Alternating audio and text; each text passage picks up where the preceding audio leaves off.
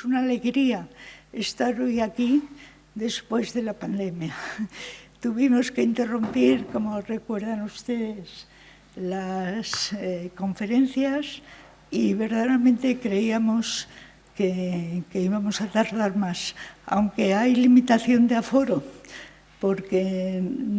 las normas sanitarias nos dijeron que más de 3 por banco no podían estar, pero en fin, por lo menos podemos proseguir y esta magnífica, doy muy gratamente la bienvenida a don José Luis Rodrigo y a todos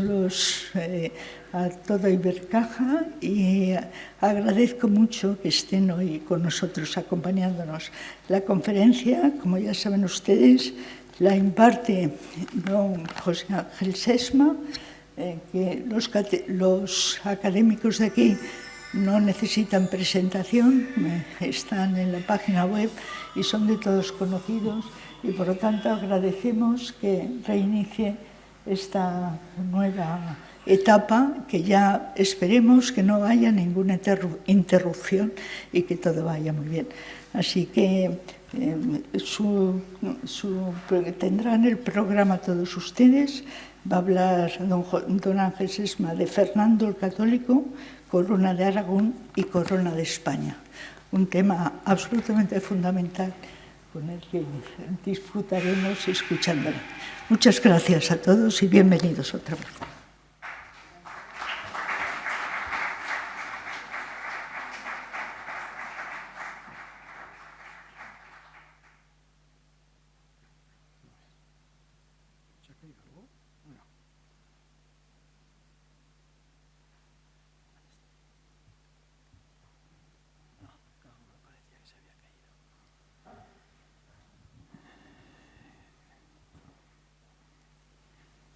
Buenas tardes. Gracias, señora directora. Gracias, señor director de la Fundación Ibercaja.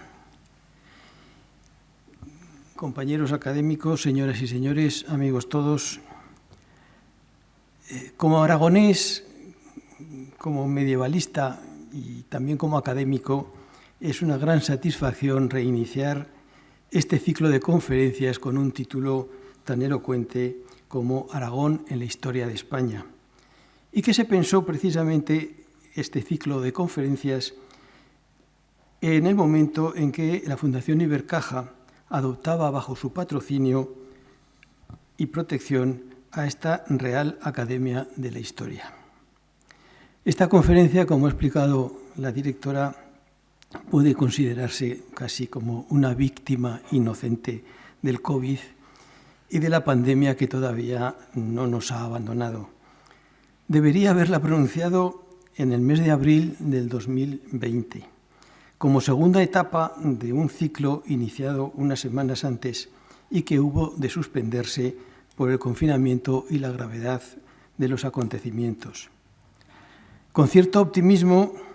se fijó su nueva celebración, para el otoño de ese mismo año, y ante la continuidad de las condiciones adversas se pospuso a la primavera de este 2021, momento en el que de nuevo se retrasó hasta este otoño, en que parece que por fin se puede llevar a cabo el ciclo completo. Henos aquí, pues, casi 20 años después, dispuestos a recuperar una representación prevista para entonces, una recuperación frecuente en estos tiempos de cosas que se dejaron en suspenso por motivos de todos conocidos, y que me permite o me obliga a hacer alguna reflexión preliminar. En primer lugar, quiero confiar que mi intervención no defraude a nadie o a ninguno de ustedes tras la larga espera soportada. Y al mismo tiempo, dedicar un recuerdo a los que desearon asistir entonces y que ya no lo han podido hacer ahora. Después, advertir que sin necesidad de aludir a Heráclito para nada, si bien el título de mi conferencia es el mismo, algunos matices, percepciones y consideraciones han cambiado bastante desde entonces. Es decir,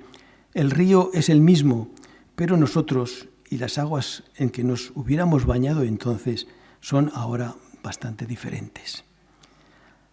Hablar de historia de Aragón es indudable que es hablar de historia de España. Y la historia de España es impensable sin la corona de Aragón. Seguramente no es necesario, pero tampoco está de más, recordar que la cultura occidental ha tenido siempre una clara idea de continuidad y de que lo que somos en cada momento se apoya en lo que fueron e hicieron nuestros predecesores y en lo que fuimos e hicimos nosotros antes. La historia es acumulativa y esencialmente inmutable. Nada podemos hacer por cambiar lo sucedido, ni es factible borrar aquello del pasado que hoy no nos parece oportuno o nos incomoda. Pero lo que llamamos historia no es solo lo que ocurrió, que por mucho empeño que pongamos, nunca llegaremos a alcanzar el conocimiento total en toda su profundidad, sino que también es lo que se recuerda y cómo se recuerda. Los sucesos del tiempo pasado, aunque no puedan alterarse ni eliminarse, sí pueden rememorarse y analizarse desde diferentes puntos de vista, desde diferentes maneras y con diferentes objetivos. Cada generación evoca y celebra unos acontecimientos y olvida otros, según sus intereses y su escala de valores. Y algunas de estas opiniones quedan incorporadas falsamente como resultados reales de la historia. Así pues, junto a la inmutabilidad de lo que fue, convive la variedad de interpretaciones. Es el juego apasionante entre el pasado y el presente y también el riesgo peligroso de las manipulaciones de la historia por medio de la memoria. Ningún historiador puede desmarcarse de esta realidad, frente a la cual solo cabe oponer, por un lado, la honestidad, es decir, evitar ocultar datos, eludir esos argumentos e interpretaciones emocionales añadidos en los siglos inmediatos, recurrir a las fuentes coetáneas y a las reacciones de los contemporáneos para entender y reflejar los acontecimientos que constituyen la historia y en segundo lugar hay que dudar. El historiador siempre tiene que dudar sin pretender alcanzar la verdad absoluta. Sirva esta pequeña reflexión para introducirme ya en el hito del discurso, en el meollo del discurso. Cuando allá por los tiempos alegres y confiados anteriores al virus, el coordinador del ciclo me pidió un tema y un título para la segunda conferencia que cronológicamente debía enlazar los orígenes medievales del Reino de Aragón, expuestos en esa primera conferencia que impartió el profesor Buesa, y termina de unirse con la intervención de Aragón y los aragoneses en los siglos modernos, que es de lo que tratarán las siguientes conferencias del ciclo que se irán prolongando en los meses siguientes, yo creí y sigo creyendo que la figura histórica que debía representar a Aragón en esa etapa de la historia tan importante y decisiva, era el rey Fernando, y que debía situarlo dirigiendo la plena transformación que durante su reinado se iba a producir. Este rey Fernando II de Aragón, llamado el Católico, es uno de los aragoneses más universales, que vivió a caballo de los siglos XV y XVI. Fue un monarca de amplios dominios y gran poder, extendido por 4 continentes, el gobernante más activo y emprendedor de su tiempo, y el impulsor y principal protector del gran cambio experimentado en Occidente y el mundo en general, y este cambio general que es un cambio que contribuyó a sacar prácticamente a la mitad de la población del mundo, del ámbito medieval, del mundo medieval de su pensamiento, y llevarlo, abrirlo a la modernidad. Esta transformación experimentada en Occidente en esos momentos es visible ya en el primer tercio del 500, del siglo XVI. Se manifiesta en hechos tan sensibles como que el mundo se había ampliado con los descubrimientos de nuevas tierras y continentes, lo que había mostrado además su verdadera forma y dimensión, que eran absolutamente desconocidos hasta entonces. Estaba en marcha revoluciones científicas y técnicas. El pensamiento religioso vivía una renovación intensa. La población y la economía de Europa crecían hasta niveles impensables hasta ese momento precisamente, y en política se hacía patente la tensión entre la voluntad individual y el poder del sistema, por no hablar del equilibrio de fuerzas establecido entre las potencias europeas, incluido el papado. Pero no es solo esta faceta del monarca la que aquí nos reúne, sino que su intervención en nuestra historia próxima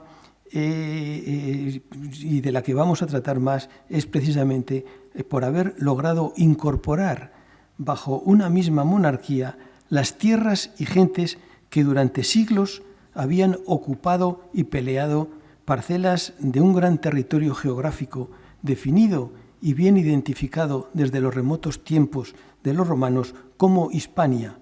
para convertirlos en un espacio nacional defendido por todos y proyectar con una voz única su presencia ante el mundo exterior. Fernando fue, en realidad, el último en actuar como rey de la corona de Aragón, también el último de actuar como rey de Castilla, y ahora viene la gran novedad que él trajo. Comenzó a hacerlo como el primer rey de la corona de España. No estoy diciendo, ni mucho menos, que el rey Fernando creara España, ni que recuperara su esencia antigua, si alguna vez existió, sino, en todo caso, que la imaginó,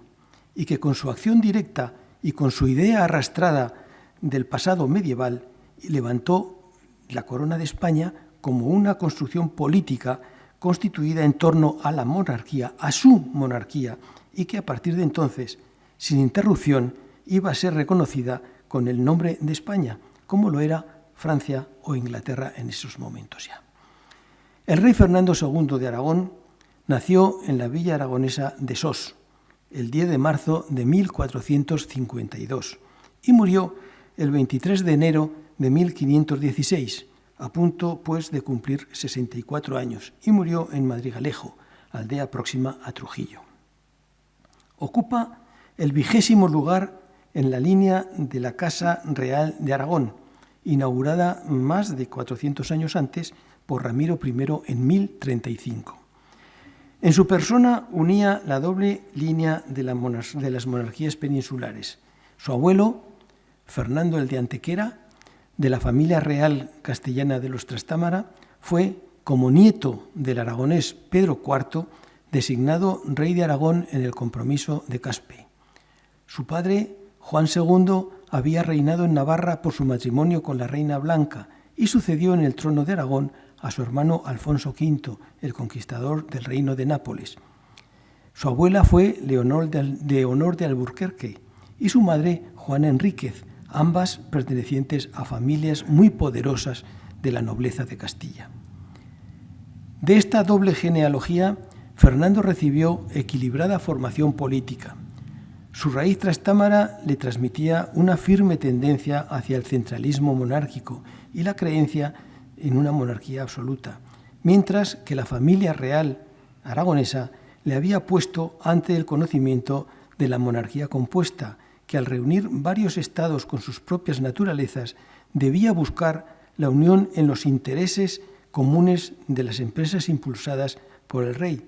y en la solidaridad establecida entre las partes, es decir, un gobierno basado en la unidad representada por la monarquía con el respeto a las identidades, eso que durante más de 300 años había dado buenos resultados en la Corona de Aragón y había desarrollado un entramado institucional de los estamentos al lado del entramado monárquico. Fernando, desde muy joven, estuvo envuelto en los acontecimientos políticos peninsulares. Creció escuchando las acciones en Castilla de sus tíos, los llamados infantes de Aragón,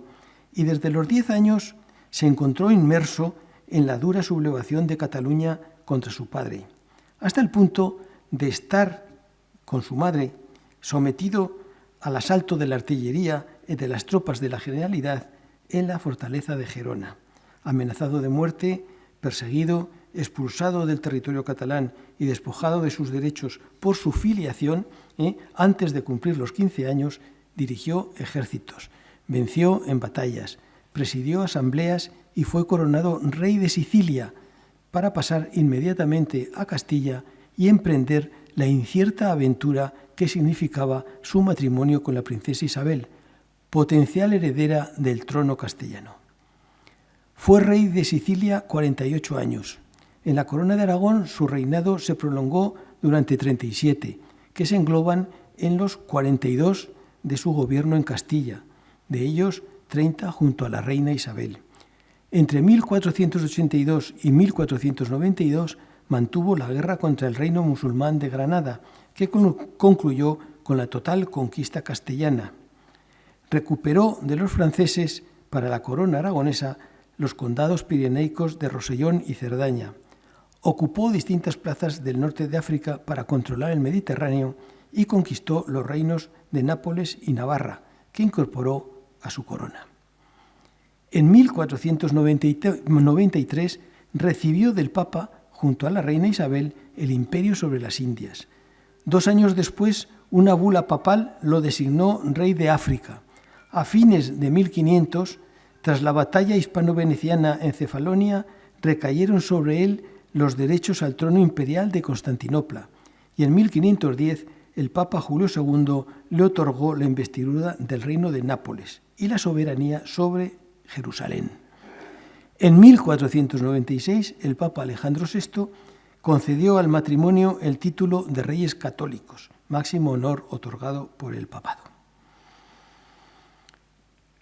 El matrimonio de Fernando e Isabel,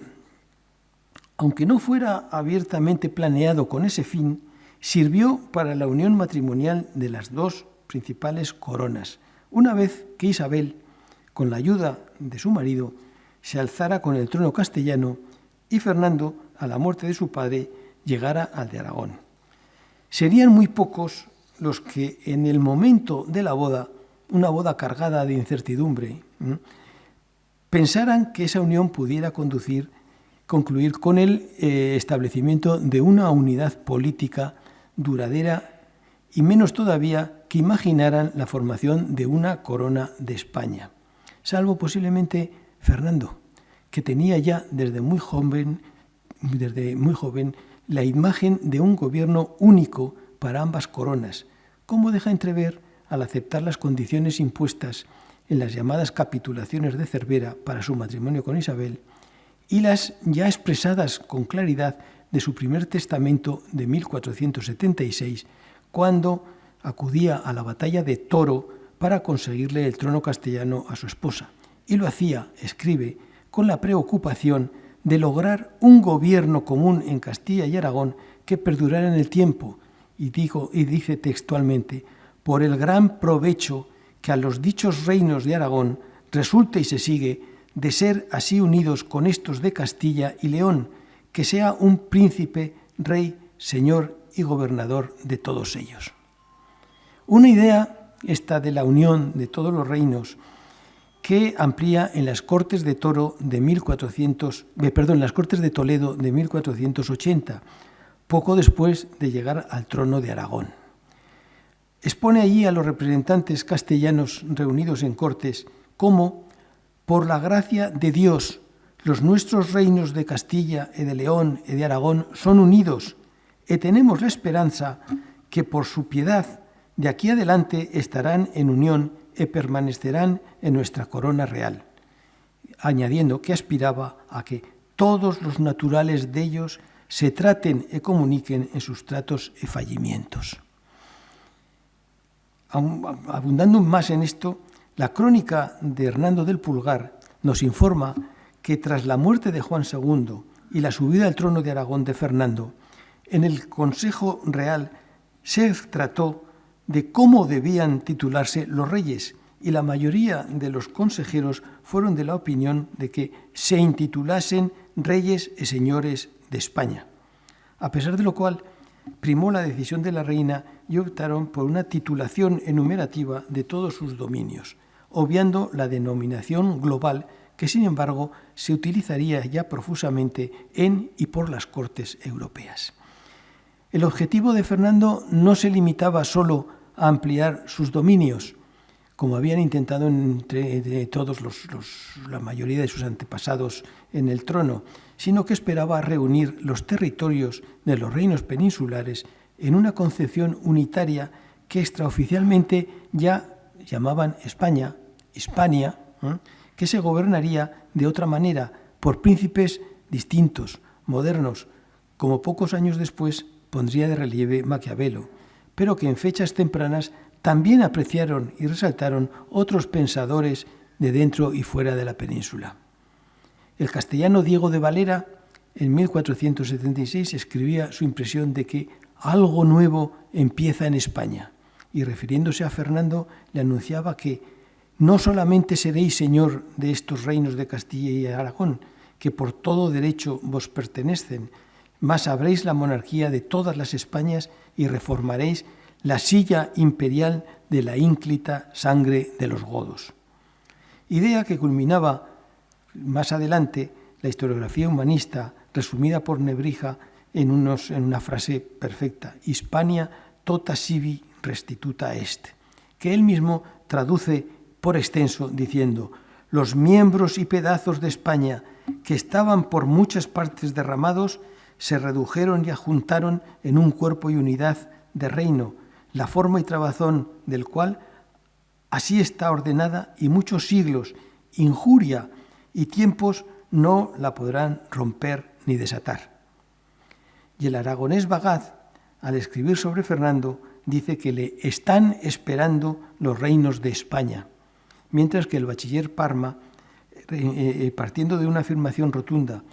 ¿quién vido España un reino, un principado tan grande?, mezcla la profecía de David y la imagen de la liberación de Jerusalén para afirmar que la unión de las dos coronas, de la unión de estas coronas saldrá el deseado de las gentes, el príncipe de las Españas, que habrá reino duradero grande, que no será disipado. A todos los reinos de España en un reino vivirán, con aumento y felicidad próspera de los pueblos escientes de España. Bueno, Fernando, que entre alguna virtud que se le reconoce tenía la de la prudencia, esperó a la conquista del reino nazarí de Granada para intitularse en el friso de su palacio real de la Aljafería de Zaragoza Ferdinandus Hispaniarum Rex, rey de las Españas. Y es que la victoria no solo significó la expulsión del poder musulmán y la recuperación para el cristianismo de todo el territorio de Hispania, es decir, alcanzar la mayor gloria perseguida por la monarquía castellana desde siempre, sino que fue recibida con admiración y esperanza por la cristiandad, que estaba atemorizada por el peligro turco, y desde el Papa hasta el más modesto príncipe vieron en Fernando al gran rey triunfante anunciado por las profecías, esas que decían que doblegaría al maligno y rendiría el pendón de Aragón en el Monte Calvario para la venida del Mesías. Pero es que junto a la exaltación de la imagen del rey, en este mismo momento, en el horizonte mental, también estaba cambiando la imagen de España. Frente a la gastada concepción espacial de Europa, que concentraba la preponderancia de las tierras del norte y relegaba al Mediterráneo y con él a los reinos hispanos a un ángulo mundi, es decir, rincón del mundo, según la expresión de Ludovico Bruno, se pasó a una visión que ponía a España, como escribió Hernando del Pulgar, en el centro de la parte de Europa, naciendo así lo que para el cronista Gauberto Bagaz se definía como la hegemonía integradora alcanzada por los reyes, que, partiendo de Aragón, pasaba por España y finalizaba en nuestra noble Europa, llamada a ostentar el imperio y monarquía del mundo. Al margen de este carrusel de triunfos y alabanzas, Fernando e Isabel, asentado su matrimonio después de una guerra de sucesión y después de muchas vicisitudes, una vez alcanzado los dos reinos, los dos tronos, por la muerte de Juan II y la herencia en su único hijo, Fernando, sintieron el compromiso de asegurar la unión dinástica, asegurando la sucesión, que era lo que realmente garantizaba la continuidad de la monarquía común de las dos coronas. El asegurar la sucesión era un punto fundamental para que se mantuviera la unión de las dos coronas y no se dividieran en las dos primitivas, Aragón y Castilla. El nacimiento en 1478 del príncipe Juan, tras la primogénita Isabel, resolvía un problema que preocupaba mucho al rey. Porque las mujeres no suceden en el trono en Aragón y eso podía complicar si no tenían un hijo varón. La alegría de Fernando se aprecia en la forma que lo comunicó a sus reinos aragoneses, calificándolo como la más grande cosa de la España y la más necesaria y deseada. Júbilo recogido por los consellers de Barcelona, que le transmiten al rey que el recién nacido garantizaba la unión dels regnes e senyories. En torno a este nacimiento se hace más ostensible todavía la idea de unidad que los reyes perseguían y perseguirán durante mucho más tiempo. Al poco de nacer, el príncipe Juan fue instituido príncipe de Gerona y príncipe de Asturias, es decir, heredero de ambas coronas, dando comienzo a un proceso de educación y preparación para que sucediera a sus padres. Era el único hijo varón de los reyes. Tras él nacieron 3 infantas, Juana, María y Catalina, completando los 5 descendientes que tuvo el matrimonio. Las estrategias matrimoniales desplegadas en los momentos de mayor empuje de esa monarquía hispana iban dirigidas a su fortalecimiento en Europa, con las bodas de las infantas con los herederos de Portugal e Inglaterra.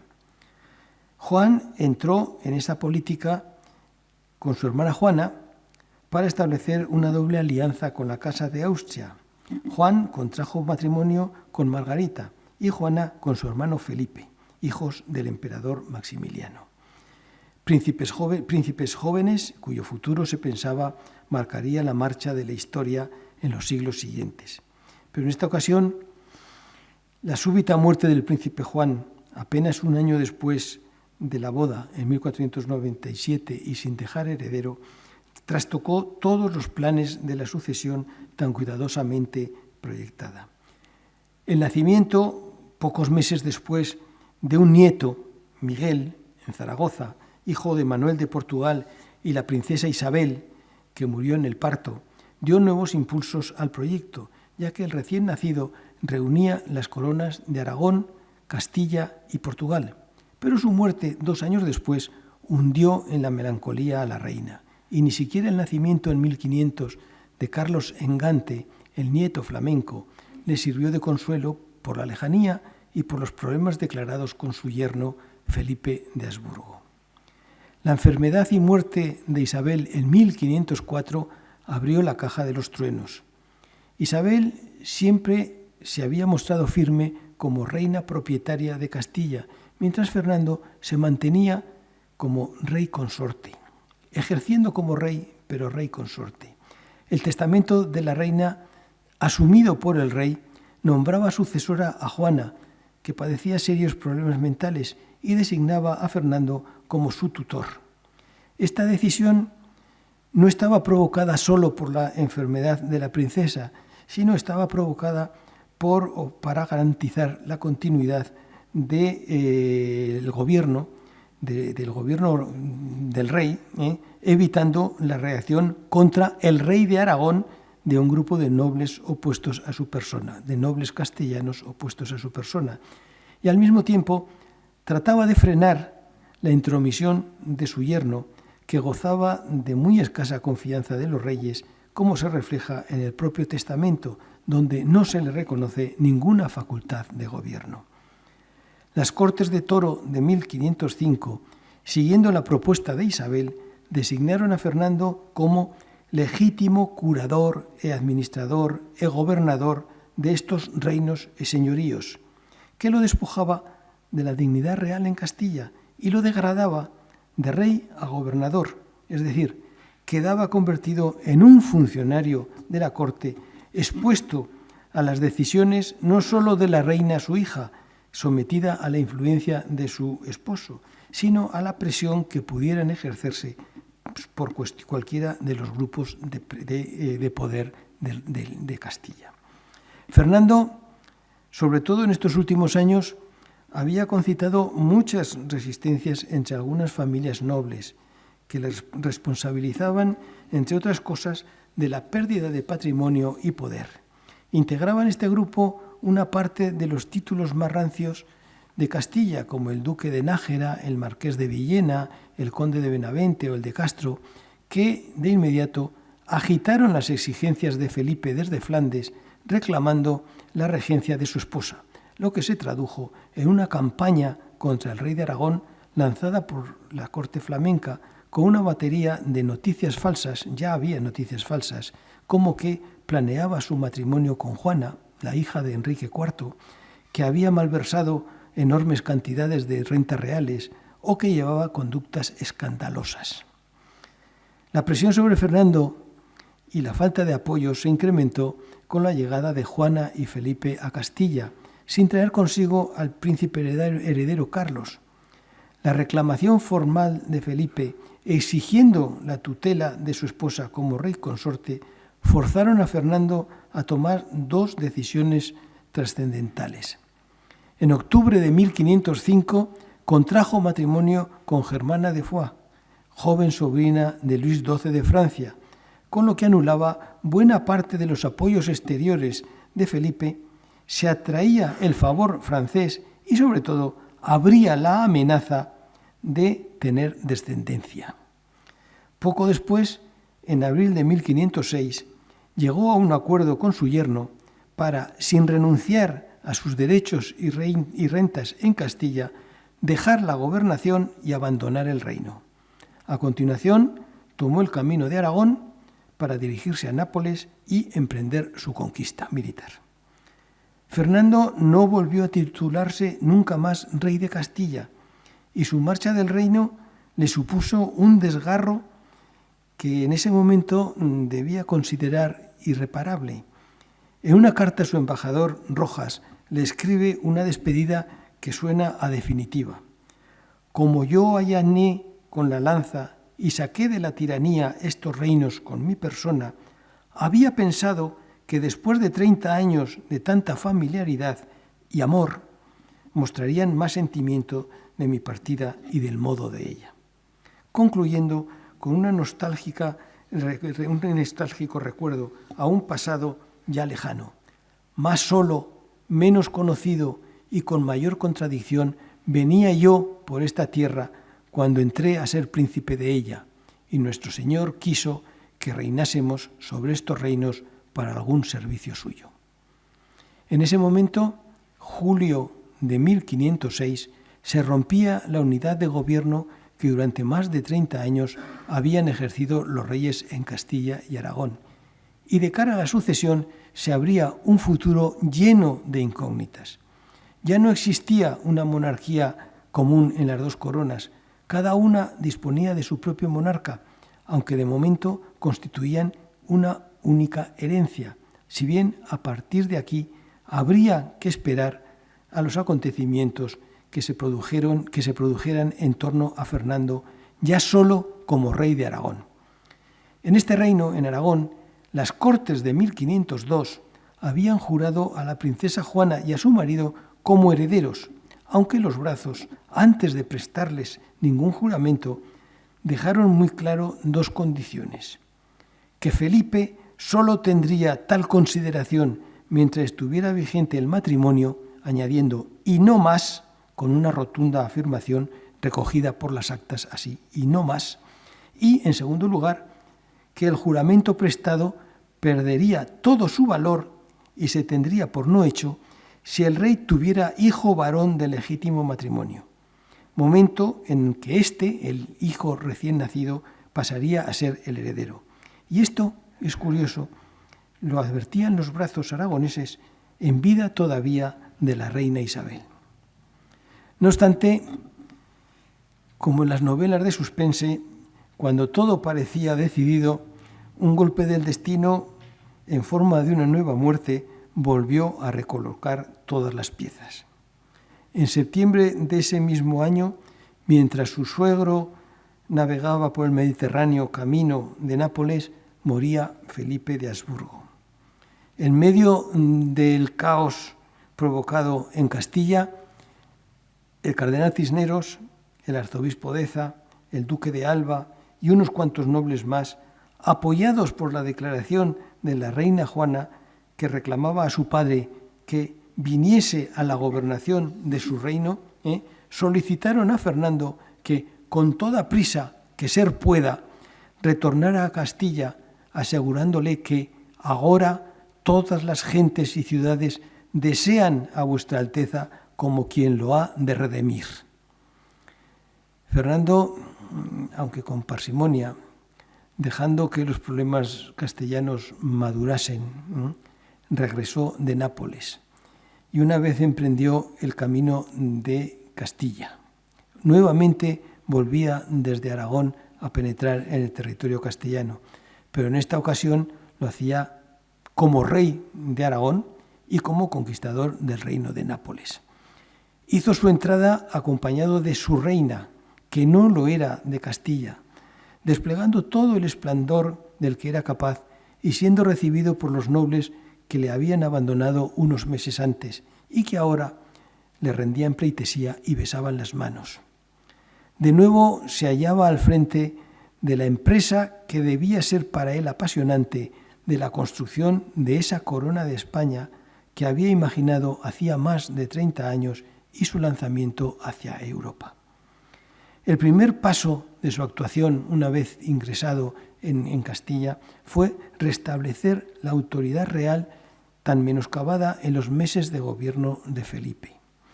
Con mano dura, casi siempre con su presencia, hizo frente a los grandes nobles que le habían combatido desde la muerte de la reina Isabel en menosprecio del poder real. El duque de Medina Sidonia, el conde de Cabra, el marqués de Priego, el señor de Osuna, entre otros, fueron los primeros objetivos cuando Fernando, con un ejército numeroso, llegó al corazón de Andalucía y los hizo procesar, aplicando severas condenas, destrucción de casas, pérdida de bienes, destierro y otras penas menores de azotes, confiscaciones, etc. El segundo paso fue la intervención en la política exterior. Una vez establecidas las sólidas relaciones con Portugal,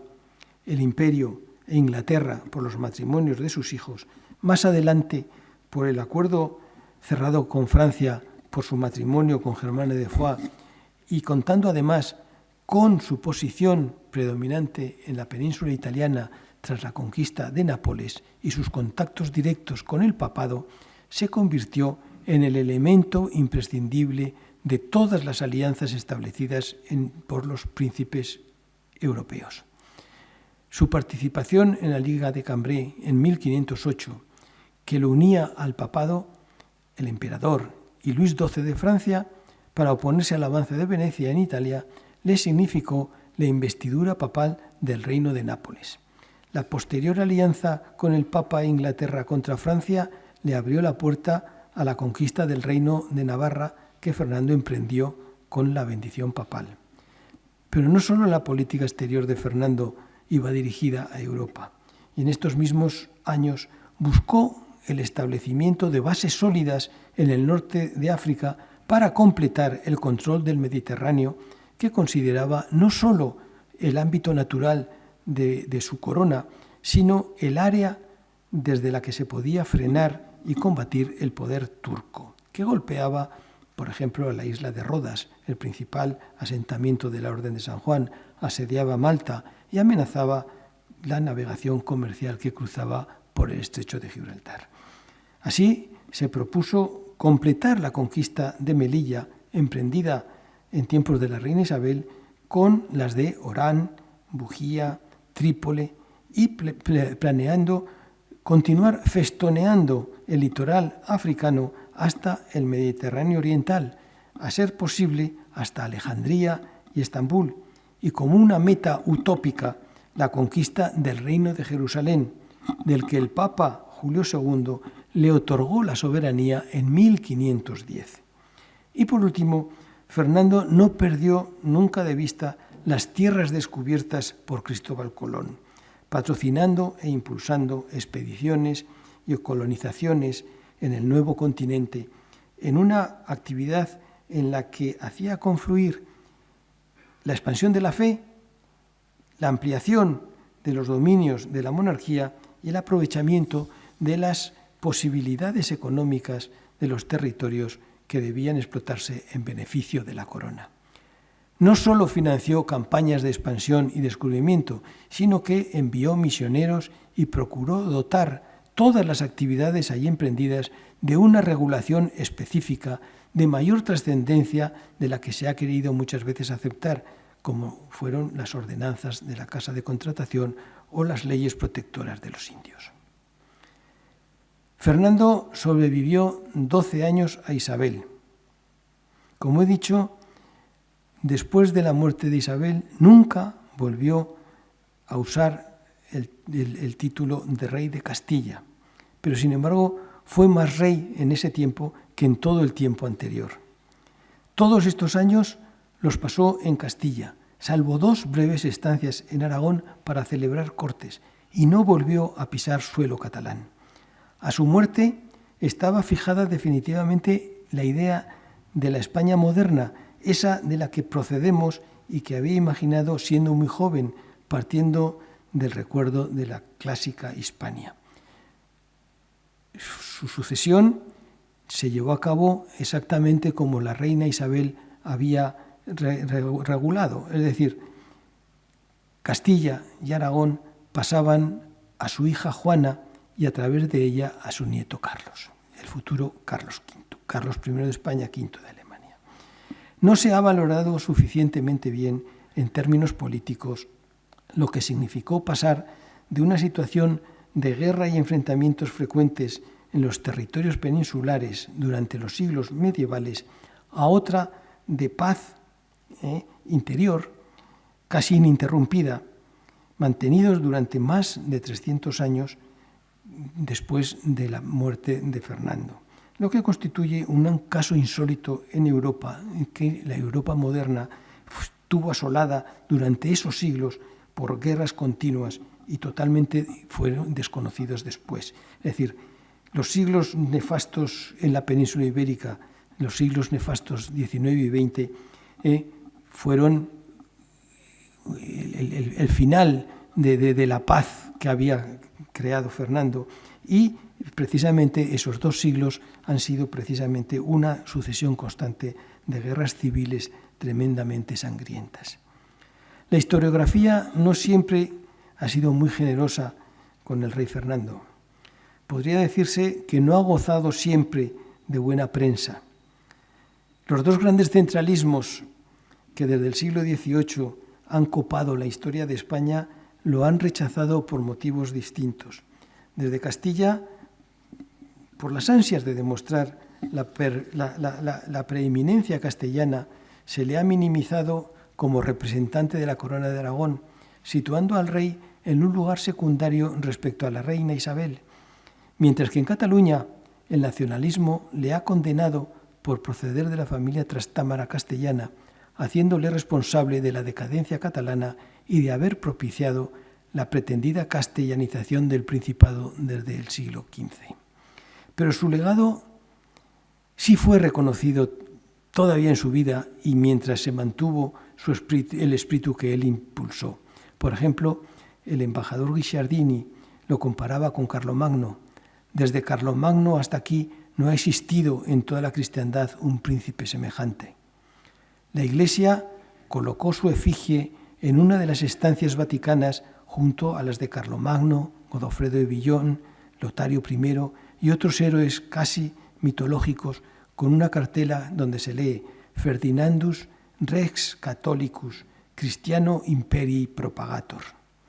Maquiavelo escribió: en nuestros días tenemos a Fernando de Aragón, el actual rey de España, a quien casi es posible llamar príncipe nuevo, porque de rey débil que era, por ser rey débil que era, se ha convertido por su fama y por su gloria en el primer rey de los cristianos. Baltasar Gracián comienza su obra diciendo: opongo un rey a todos los pasados, propongo un rey a todos los venideros. Don Fernando el Católico, aquel gran maestro del arte de reinar, el oráculo mayor de la razón de Estado. Y Felipe II, su bisnieto, dijo que a él se lo debemos todos. Fernando, estoy seguro que compartía ese sentimiento de su bisnieto, y como puso de manifiesto en 1514, al encargar a su embajador ante el emperador Maximiliano de Austria que en su nombre le recordase, y cito textualmente: hace más de 700 años que nunca la corona de España estuvo tan acrecentada ni tan grande como ahora, así en Poniente como en Levante, y todo después de Dios por mi obra y trabajo. Fernando de Aragón dejó este legado y medio milenio después todavía afortunadamente lo podemos disfrutar. Muchas gracias por su atención.